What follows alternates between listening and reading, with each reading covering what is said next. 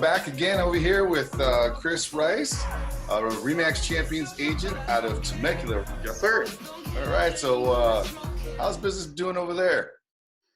So we've seen a slowdown in listings, not quite as busy and whatnot, but for those that are listing their homes, we've seen things are selling really fast.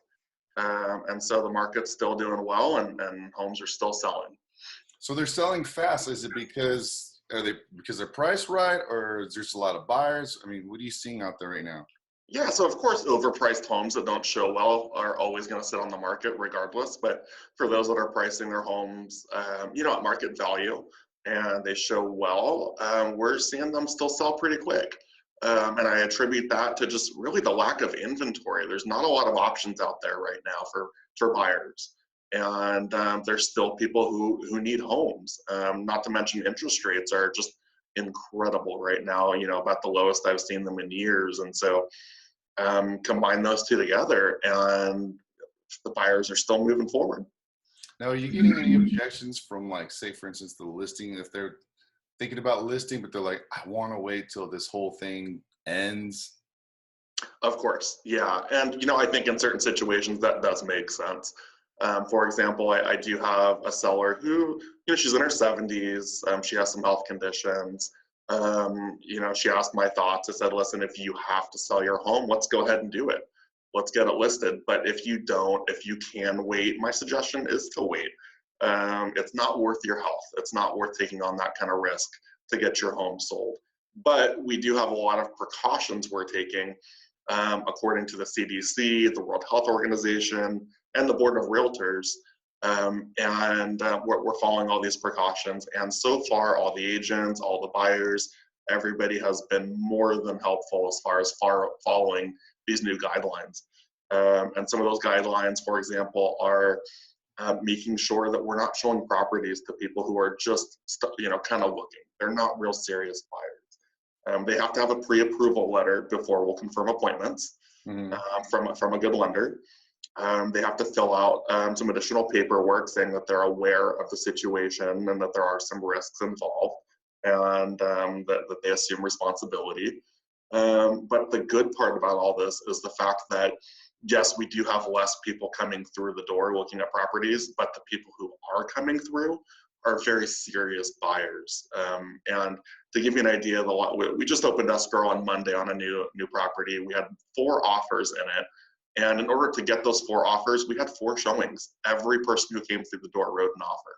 Wow. And that's not normal. So it's almost kind of a better experience for a lot of people because they're not spending as much time doing things like open houses where they know their neighbors are the ones that are coming through the door.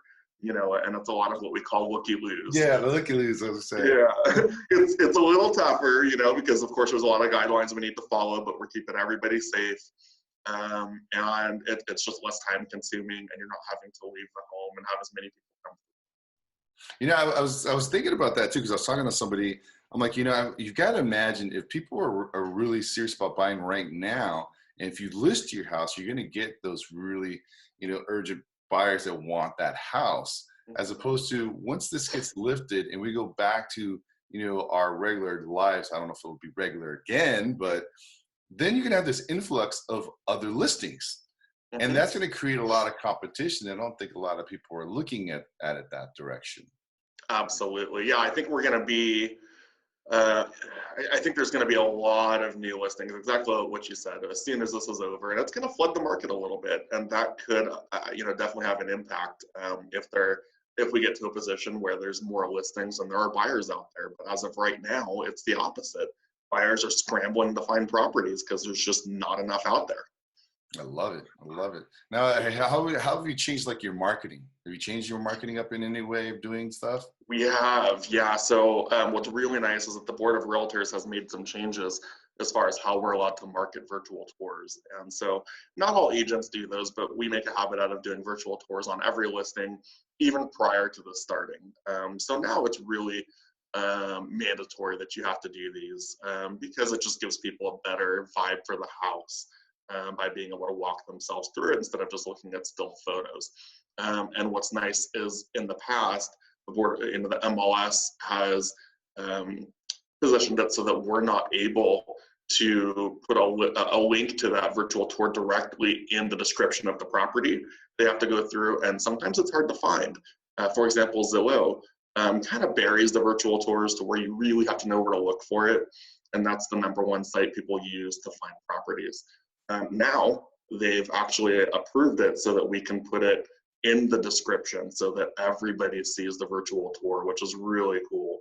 And they get a full vibe for the layout of the whole property instead of just seeing still photos. So that's been really cool. And, it basically just weeds out the people who maybe don't care for the floor plan. Right. Well, that's good that they're actually kind of like getting into the right direction.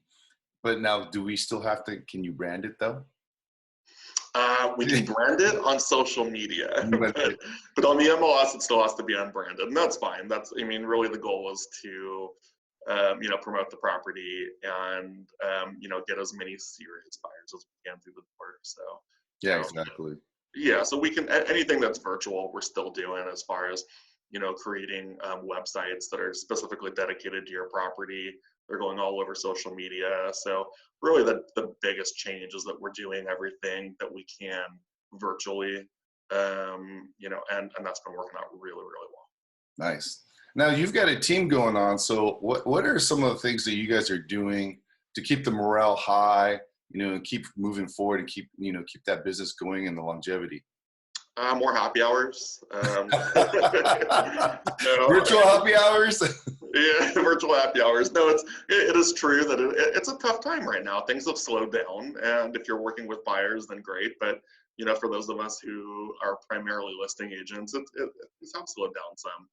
And so there's only so much that can be done. We're fortunate enough to be staying busy. Our flat fee model is still very popular, but that you just got to keep on, working with your sphere of influence, getting the word out there that things are still moving, homes are still selling, and we actually need more inventory. So just keeping in touch with past clients, getting on your social media, things like that, to just try to stay busy. There you go. Now, as a leader, yourself there, how much are you to appreciate? Because obviously, I think with the brokerage that you're aligned with right now with RE/MAX Champions, they're out there a lot still. They're doing a lot of these Zoom meetings, try to keep you guys informed as agents. How much do you appreciate that?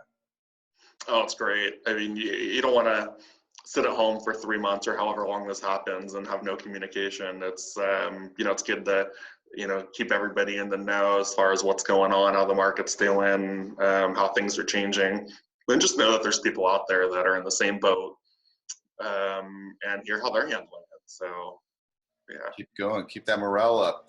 Now, is there any advice that you would give agents out there right now? Oh, good question. Don't let it get you down.